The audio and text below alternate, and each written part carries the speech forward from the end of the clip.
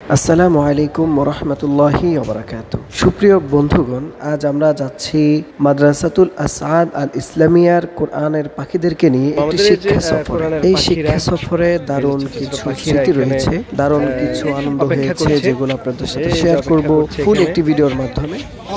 আর এই যে বাকিরা ওখানে উঠছে।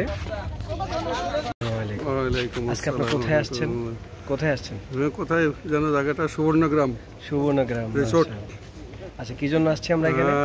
একটু মনোরঞ্জন করার জন্য আসলাম। নিবেদন জন্য কি? বিনোদন। বিনোদন না, নিবেদন। নিবেদন না, আমরা বিনোদনে এসেছি।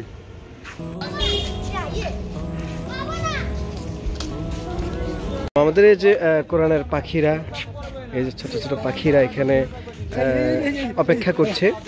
এই যে অপেক্ষা করছে এখানে, আর এই যে বাকিরা ওখানে উঠছে।